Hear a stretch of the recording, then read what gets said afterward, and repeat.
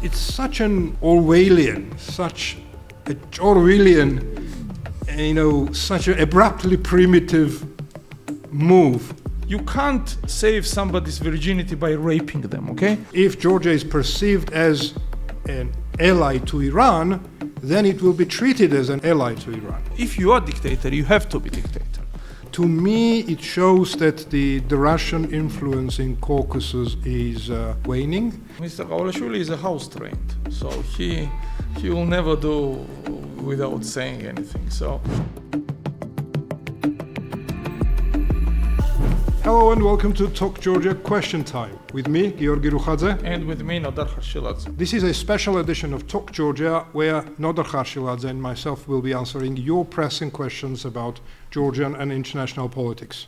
It's brought to you by Droeba Media Group, trusted source of information and analysis every week. And GSAG, a think tank providing comprehensive political analysis of Georgia and wider Black Sea region, also academic and practical training for postgraduate students and mid-career professionals. So now let's go to questions. Let's go to questions, and I think the questions are spot on, because the first question is that we got this morning from Tamar, and that already reflects yesterday's statement from Mr. Kavelashvili, so about possibly pardoning the political leaders. So let's go to the questions. Is Kavelashvili's offer of pardoning for election participation a political maneuver? Can the unity of 8 opposition parties around the boycott gain traction without Lelo and Gakharia? Well, yeah, this is the question, or basically 2 questions. For those who doesn't know, yesterday there was a statement from the GD elected or selected president, Kavelashvili. What he said was that he would take letters of pardon from the opposition leaders who are now in prison if they agree to participate in the local elections. Why suddenly so human, Nodar? What happened, do you think? Why such a shift? Or maybe it's not a shift at all, because at least 2 political groups were ready to participate in the local elections anyway. So what's behind it, in your opinion? First of all, let's start with the obvious fact that it's not Kavelashvili's initiative. Obviously. Mr. Kavelashvili is a house-trained, so he will never do without saying anything. So it's a GD. Now, it goes outside the scope and logic of last 1 year of GD's actions. Their actions were that do not compromise and keep going, and every next step was more radical than previous one. So that was the established pattern which they created for last year. We kind of got used to it. It had some logic in it. I mean, not a pleasant one, but I mean, no accountability for that from our side. But now this one goes outside. It's the first time some kind of the maybe early signs of a truce or something like that. Okay, we just put you in prison, but we get you out if you participate in election. Now, I don't think that they really mean it. There can be one reason that to sow further discontent among opposition parties. So this offer will increase radicalization inside the opposition. Okay, so now Lelo and Gakharia has more arguments to say that why don't you go to local elections? You see, you also have a now cherry on the cake that because they were advocating for it anyway. So this can be one. Second reason, another reason actually could be that they had some advices from outside or some pressure from outside. So now they're trying to find some ways to make this election more legitimate, because maybe they got a message that if most of the opposition boycotts it, you will not get legitimacy here as well. And third, maybe Kobakhidze, or maybe Bidzina in this regard, thinks that he's gone too far and it's enough, and maybe it's time to for iron hand and leather glow. Now it's approach for a leather glow. Hard to say, you know. Georgian dream has become such a enigma of ridiculous and very unpopular decisions that it's very hard to understand why now. I mean, we talked before. The camera start rolling, and you mentioned that, you know, if they don't want opposition to participate in election, they were getting it anyway, and this offer will not get any of the opposition members who are already in jail to say, oh, sure, yeah, pardon me, and I will be, because they had the opportunity not to go to jail. I mean, it was quite an easy procedure for them. But because they deliberately have chosen to do that, any expectations that in 3 days, I mean, they are not sitting there for 30 years now. I mean, in these 2 weeks that they got already broken and they want to go outside, I don't think that this is a realistic approach. So, again, I have also more questions than answers myself, because, again, there are different patterns, but last year what we've seen, the Georgian dream, I mean, last 2 years. First year was this business change, total. And last year was this year was, I'm sorry, the total change of Georgian dream, shifting from this more or less balancing approach towards very radical approach. So, yeah, I know. What do you think? I mean, I don't have any definite answer, and any answer is as good as anything else. Okay, so there are a few lines I think that the attention needs to be drawn. First is that I think what is clear from the statement now that they are longing for some kind of legitimacy, and but because look, even if local elections are conducted, and even if some opposition parties take part while their leaders are in prison, it still wouldn't be counted as a legitimate election, even if it is done in a proper manner. Because, again, when you have overwhelming majority of the opposition leaders in prison, even if their parties are participating in the elections, these elections cannot be sold as legitimate. Okay, so now I think what happened was that the Georgian Dream realized that, well, they are in a situation, if they want some kind of legitimization internationally or nationally by the use of these local elections, then they need to have these opposition leaders out. I think that this is if you ask me, this is an attempt at least to get some of them out.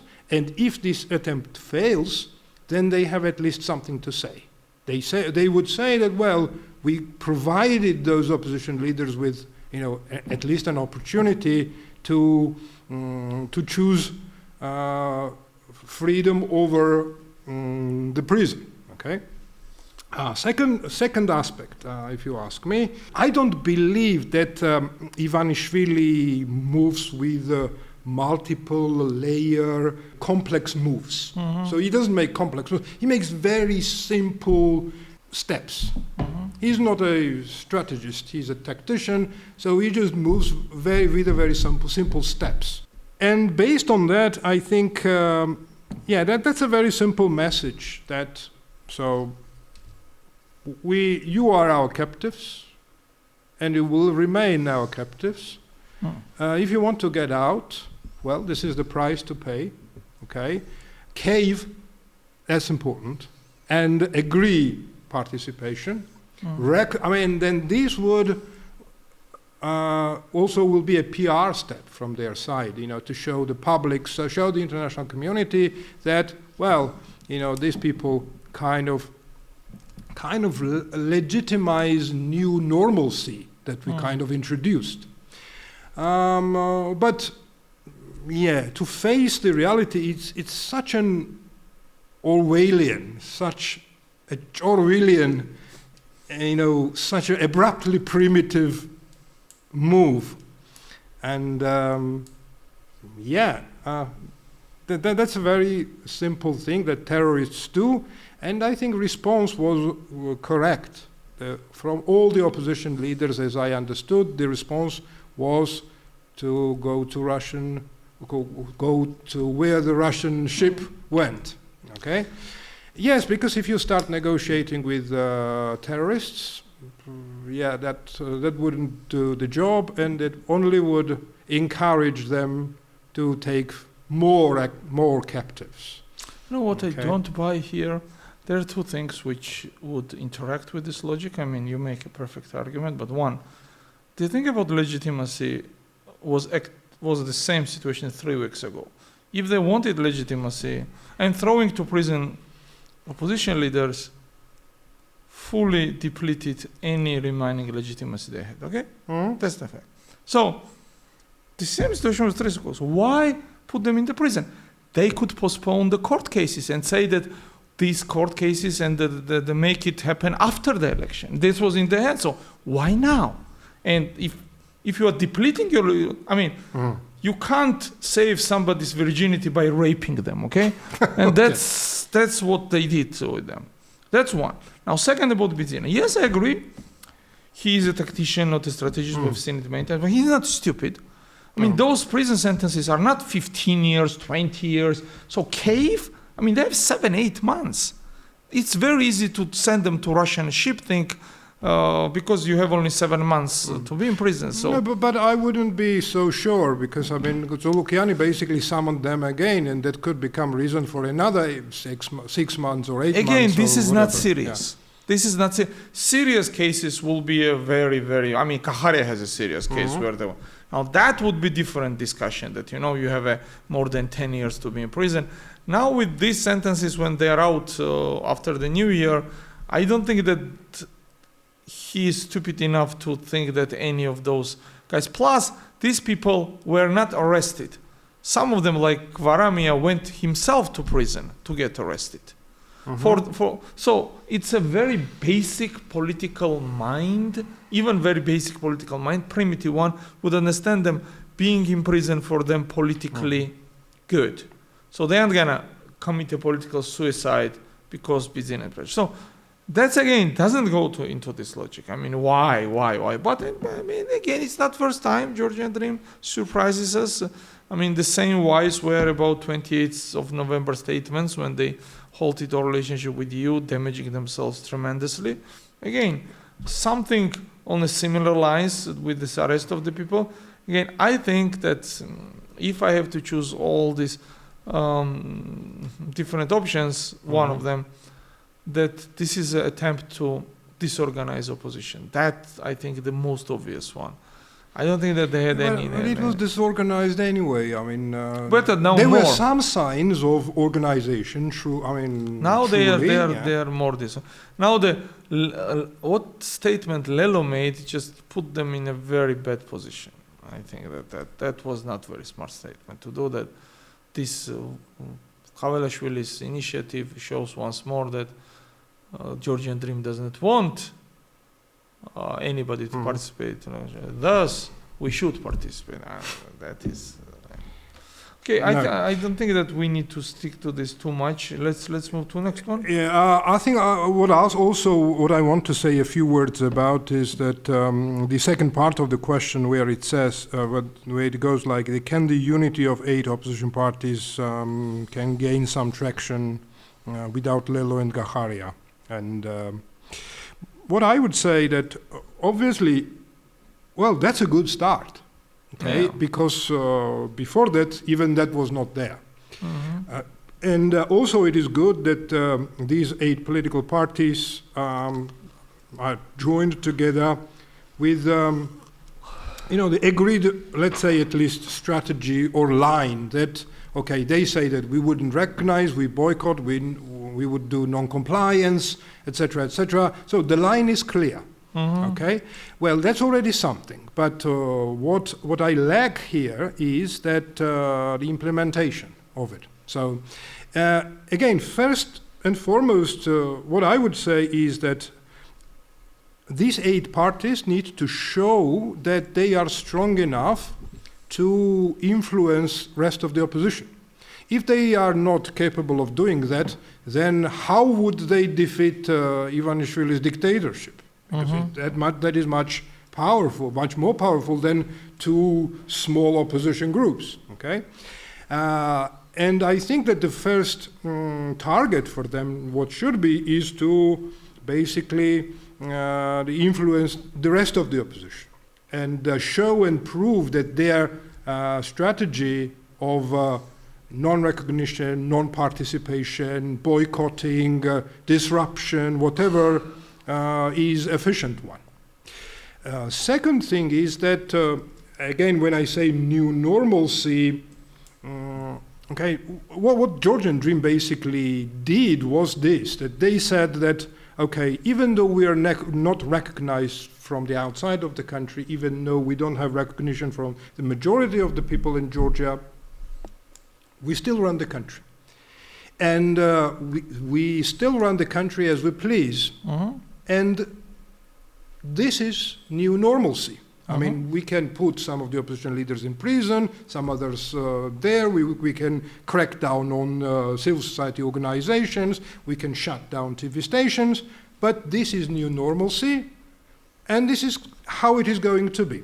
Now, when you say that I don't recognize and I don't comply, then you have to show that at some level, no matter how small, you are able to disrupt this new normalcy. Why Rustaveli Avenue protest is important? Because this is a very small thing, but blocking Rustaveli Avenue every night is something, a sign that we still disrupt normalcy, okay? Well, it could be anything. For example, good example is that the house where I live, there is a bus service from that house to Marjanishvili metro station. The bus runs every 15 minutes from 6 in the morning to 12 at night. Okay. That's normalcy. People, just wait for the bus, get on, right. If you disrupt it, and if the bus doesn't come either every 15 minutes or it doesn't come at all, then it changes things and people start thinking, why on earth bus didn't come? Okay, so at any level, if you manage to disrupt this normalcy that the Georgian Dream introduced, and also important thing about this normalcy is that they said that, okay, again, this is new normalcy, but some of the things will run as normal as in the past. Maybe some of them wouldn't be as efficient, maybe not that comfortable, but still you will be able to live in a I mean, it's going to be livable, it's going to be tolerable. Okay, I think what the opposition or this united group should demonstrate that this new normalcy is not only unacceptable, but also unbearable. You have to make it unbearable at different levels.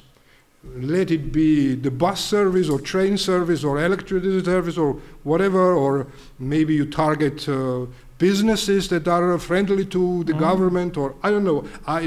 We can go really far, but what I at least expect from these 8 opposition parties that are more radical basically than the others is to demonstrate that they are capable of disrupting this new normalcy. Well, the problem here is that opposition, you said that opposition should be organized enough to show that they are organized and they can fight. Once they demonstrate that, I'm sure it will be possible to persuade the other opposition groups to... This is not going to happen. I mean, let's not be in illusions. The last 6 months, they had lots of times to do that. They didn't. They don't have a capacity to organize better. They have failed to show any signs of the unity, even in the direst crisis which we had. And they did not manage to disrupt anything for the last 6 months, other than gathering at Rustaveli in ever-shrinking numbers. That's what they demonstrate 6 months. So I think that we should not cling to the hope that, now tomorrow they wake up and do everything better. I have serious doubts about it. And I think that we need some refreshments inside the opposition, because this this aren't gonna defeat Bidzina. They spend more time fighting each other than fighting Mr. Ivanishvili. So I don't think it's gonna go anywhere. So let's be realistic about it. I mean, very good that they are now united. They couldn't unite on the street. They are now united in prison. So yeah, that's not funny. That's very tragic. Even in prison, they are not united. Yeah, so that's the funny side of Okay, it. so- Do you want to go to the next Yeah. question, Nodar? What message does Kobakhidze's absence from the U.S. reception and the deputy FM, I think it's foreign minister, not finance minister, yeah, deputy FM condolences of the foreign minister to the Iranian embassy sent? Should we expect any response from Israel or the United States? Do you want to start? or- No, Sure. look, I was on the reception Yeah, okay. on American. The highest official was the defense minister, was present, Mr. Chikovan. There was another speaker of parliament, not even deputy speaker, not prime minister, nobody else. So Georgia dream was very scarce in that. I think that linking it, and the question is well structured in this regard, that linking it with the Iranians thing makes lots of sense, and these condolences and the condemnation of the aggression against the Iranian Islamic Republic of Iran. I think Israel is quite pissed with that. I mean, because we are not some distant country. We are in the region or in the vicinity of Israel. And also there was a statement from the Israeli embassy. Yeah. So, I don't know what kind of game. Again, this is also outside of logic. They want to be on Trump's good side. They want to get there. And at the same time, they are supporting Iran's political stance. So, I don't think that that's very helpful for them. But neither were other things helpful for them. So I think that biggest enemy of Georgian dream and their biggest threat is not opposition, is not Western sanctions, it's Georgian dream itself. And I think that's demonstrated it. So would you like to go to details? Yeah, I think that explains itself because because this for those who don't know that every 4th of July or in that week it was 2nd of July actually. In the week of 4th of July, United States Embassy throws a huge party in this country, and traditionally it has always been that way that the high-ranking officials, number 1, number 2, number 3, whatever, they've always been present on those receptions, together with the opposition leaders and some of the other people, a lot of different folks of life. Right. And this is the first time that I remember that the so-called Prime Minister of Georgia and the leader of the one-party parliament, etc., and the president of Georgia, we don't recognize them as legitimate, but they were not present at that embassy. So, which to me is a clear demonstration that there is no relationship at top level. That's one thing. And also some of you mentioned that the highest ranking official was the defense minister. That still shows that some links are with the United States, but these links are kind of disappearing and getting downgraded. Again, that means that this absence shows the level of Georgian-US relations at the moment, which is like slightly above zero level. As for the Iranian embassy, I think that how can you be so daft to appear there, in this kind of situation, particularly when your then Prime Minister Kobakhidze was standing in that room with Hamas and Hezbollah and all the other leaders, and all of them are dead. And then he was not shouting death to Israel and death to America, but he didn't shout the opposite chant anyway. So, but again, I think it poses the problem for GD, if you ask me, and for the country as well, and also shows how ambiguous is Ivanishvili's policy. And when we were talking about this, Ivanishvili's offer to the opposition leaders that, take part in the elections and I'll let you out of prison, which is not necessarily in line the policy that he's been pursuing so far. I think that this is exactly the similar thing, at least with the Americans and with the Iranians, right? That something like ambiguous, I mean, not necessarily in line with each other, but also it shows that neither Bochorishvili herself or Kobakhidze or even Papuashvili, who is one of the biggest fan of Georgia-Iran relations, I believe, over the centuries, yes, none of them turned up there. So, which also shows that, well, that's indeed dangerous business. You know, there is this term, guilt by association. Georgian Dream deliberately guilted themselves or made themselves guilty by associating with Iran. And I can't understand to what end.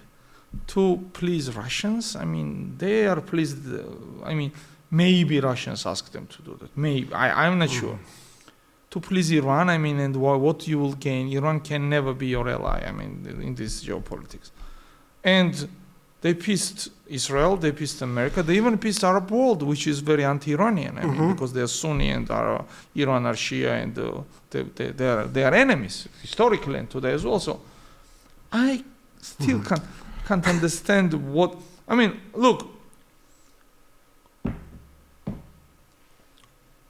one of the seemingly neutral states, Sunni states, which Iran has a not normal but relationship, is Turkey. Okay, even Turks did not send their officials there. No, So Turks condemn Israel, but they do not support Iran. For sure. We did not condemn Israel, but we supported it. And actually, condemning Israel without supporting Iran, this is very Middle Eastern now. And very, let's say, the leftist European. So it has its own logical thing. But supporting Iran and not condemning Israel, I don't get it. I mean, if you are walking that way, that's a Bedina style. That's a very very Chorvila style. Yes, as you said, yes, Chorvilian. That's a good term you coined. Also, I mean, the other part of the question, should we expect any response from Israel and the US? Probably no. Israel, yes. No. I'm sure Israel. Yeah, I mean, not in the way as Israel responded to Iran, obviously. Yeah, but we don't expect Israel conducting a special operation here in Georgia, you know, Israel pays taking out some of the Georgian officials. Yeah, I don't think so. But Israel pays lots of attention to such things. Absolutely, they have a long memory, and they can be very, very nasty. They did not become regional military leaders because they behave nicely during the crisis. I mean, they have national survival on the stake, so they can't afford it. So absolutely. I think that from US, hardly, but from Israel, yes, of course. And let's see how it will, in what it translates. Yeah, but also to take a look at a bigger picture, I think that both Washington and Tel Aviv should pay a proper attention to this, because look, it's not a joke. The Georgian Dream, or Georgian Dream Georgia, is clearly becoming an ally to Russia and Iran and all this, like the excess of evil. Yep. Okay, and treatment and approach from Israel, from the United States, in at least medium run, if Ivanishvili manages to sustain power, would be or should be at least similar to as they treat Iran or Russia or the excess of evil. So yes, I think in medium and long run it will have consequences. It will, because if Georgia is perceived as an ally to Iran, then it will be treated as an ally to Iran. Okay. Yes. And it should be that way. Yep. Yeah. And I think it will get there. Because Georgian Dream, they never stop to amaze us with their stupidity, especially in foreign policy. So I think it's quite a sober expectation to wait for more, and they will do something stupid again. I mean, they might support Iran in a ways that nobody expects, and then of course retaliation, political at this stage. Of course, political retaliation will be swift, I think. Okay, I'll move to the next question then that came from Sandro. And this is about Kobakhidze's recent meeting with business people. So could Kobakhidze's urgent meeting with business leaders be connected with the possible UK-EU sanctions that seem on the way, as the Georgian ambassador was summoned in London? Yeah, that's the question. Well, just to correct, it was not ambassador, it was DCM that was summoned, because we don't have ambassador in the United Kingdom. I mean, they could summon who they could summon. Right, yeah. But again... so it's a charge then, yes. Yeah. Yeah. So now, to mention it, as this program is being recorded, this meeting with businessmen is very fresh. So it just took place just it was yesterday, I think, yeah. So we don't have that much of inside information so far. We will. But we spoke about before the beginning of this program, and I think we both agree that this was more reassurance of the business that we will not fail, because they did not invite only GD supporters. They invited larger. I mean, Chkonia was a Coca-Cola was there. Who is Coca-Cola's owner? Mr. Chkonia is very openly pro-opposition and anti-GD, and he was very cynical in his comments yesterday. I like his style. So I think that we can assume that this was not some kind of strategizing meeting with business. It was more like PM's request to show to business that we're gonna do some things and to maybe win their favor. But in this regard, this is the funny thing. When you build this kind of dictatorships, or trying to build this kind of dictatorships, steps back or steps right or left are not helping you. Because those who invested in this dictatorship get scared that you are going soft. Yeah. And those who are against you, there is nothing you can do to convince them until you are a dictator. Okay, so Chkonia was not convinced, of course. And those who support Georgian Dream said, what the hell, why he invited Chkonia and us together and what's happening? Are we treated now the same? Or this, because they are putting themselves in a situation where they risk personal sanctions. Well, Chkonia is very comfortable that he's a very good, he represents one of the, I think this is the largest corporation in the world after the Apple, I think Coca-Cola, and he's quite comfortable with his situation. So is that we're risking ourselves for sanctions to be together with Chkonia now? We could also do that. So I don't think that he scored any points with anybody. So on the one hand, he shows that he softens his approach, which is not helpful. So if you are a dictator, you have to be dictator. I mean, amnesties, let's say half-measured amnesties, like we discussed during the first question, and now they are just counterproductive. They are not helping you. They are not helping your supporters who think that you've gone rogue, and they are not definitely smoothing relationship with your opponents, because that's not the reason why they are opposing you. That's your style. So, and the second part, I think it would be way more convenient that if you go to details, you spend lots of time in the United Kingdom and you still follow their politics. I just mentioned that guy is funny with his pipe hat and all this stuff. He is like very cartoonish character. He is. But I have heard the rumors, and these are not like baseless ones. These are rumors circling in the diplomatical community, which is present here, that there will be a very big package of sanctions coming from the United Kingdom. Okay, so I'll start with the meeting of the business people, and I agree with you that we don't really have a lot of information. We've got very limited information, what's been going on inside, but we can assume that the one thing that was clearly talked about, that was how money is spent by the government. Because you mentioned Temur Chkonia, when he came out of the meeting, he gave a small vox pop comment, and what he said that, well, most likely Kobakhidze promised that there were a lot of good-for-nothing people in state structures, etc., and now they are going to kick them out. So assuring businesses that don't worry, guys, so when you pay taxes, your taxes will be now, from now on, will be spent properly. Possibly. Chone did not say that. He said that I didn't know that so many useless people are in government. He said, exactly. This is what he said. And that, to me, that's an undeniable signal that there is a problem of money. Yeah. Either business is moaning now to pay as much tax as they used to, or at least, our government is asking them to pay this money and promising that they will spend less. Mm-hmm. Okay, so this tells me that the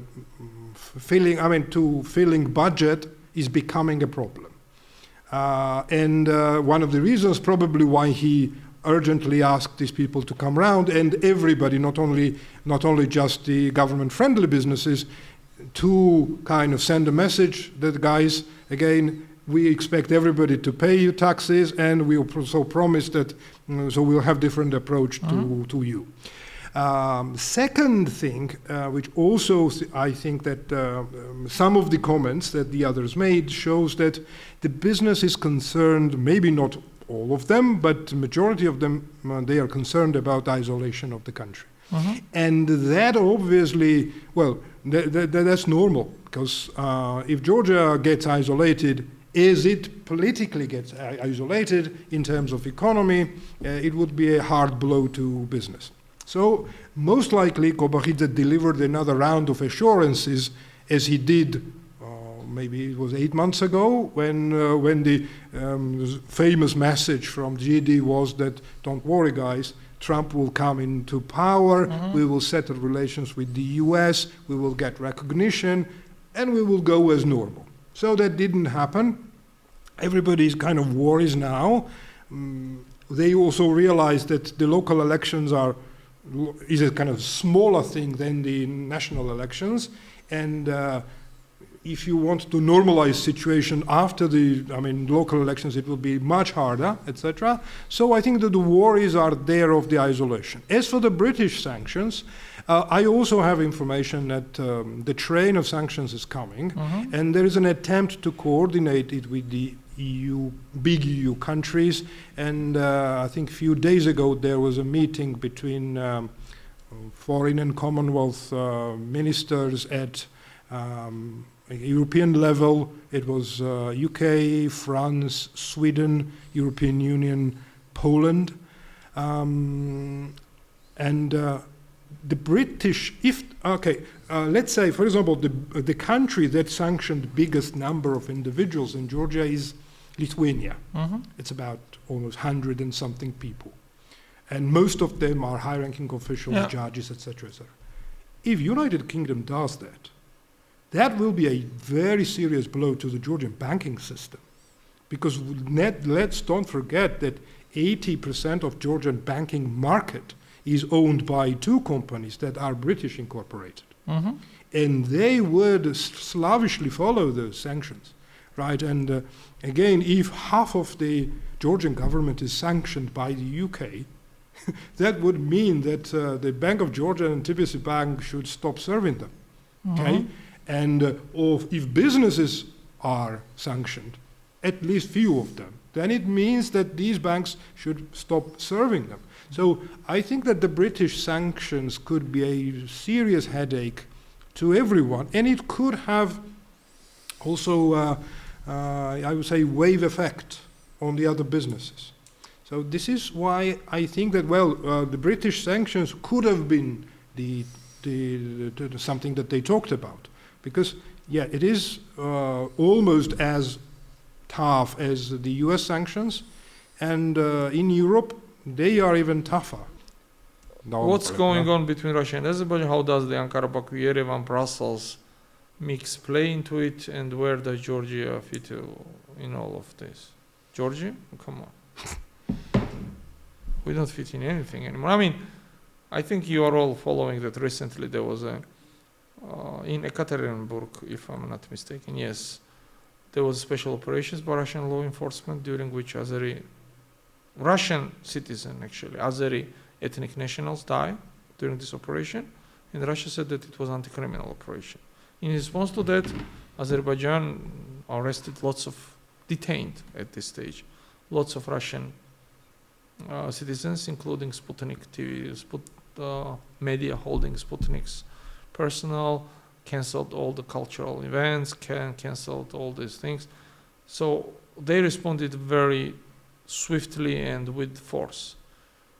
First 2 And days, also closed down some Russian schools, I think. First 2 days, Russia was not responding to that. They were very mild, but from yesterday, Russia also started to issue threats now. The Solovyov spoke about it, and now Medvedev is publishing something. So I think it's going to get escalated. Where Georgia fits on all that. Georgia fits on all that, showing in only one way.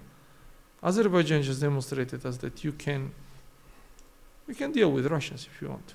Mm-hmm. Exactly. But I think it is kind of similar in a way that happened in Georgia in 2005, I think it was. Yeah, when they cut pipeline, when they cut gas and petroleum to us. Yeah, and also then some spice Georgians scandal. were deported from there, and the Georgia That was arrested based few. on, I think it was 2006 spice scandal when it happened. Yeah, exactly. Yeah. To me, it shows that the Russian influence in Caucasus is, at least in Armenia and Azerbaijan, is waning. Mm-hmm. And what we see now, Brussels being very active with Armenians. They are starting already VLAP, Visa Liberalization Action Plan. Also, they signed the Defense and Security Cooperation Act with Armenia. Armenia and Turkey are getting kind of sorted out. Azerbaijan and Armenia are very close to sign this, the final deal. They legally can't until next year. Right. And all in all, I think,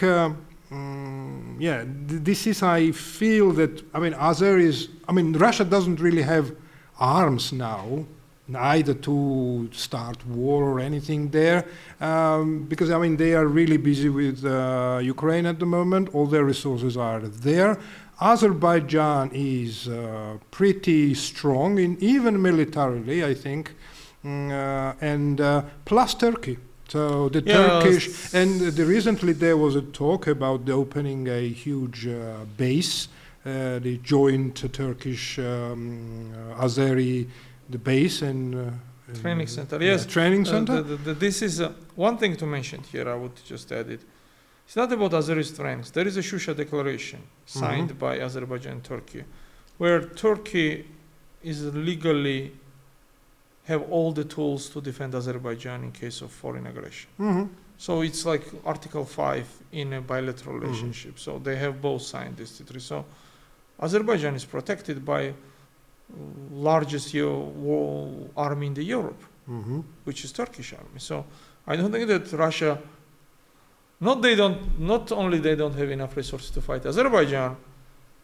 Fighting Turkey, that's impossible mission for them, even during the normal time, because Turkey, minus nuclear weapon, they are more powerful in many ways than Russia. But now, especially when they are tied down to Ukraine, they have these huge problems inside the country. So, Azerbaijan is slapping them now very publicly.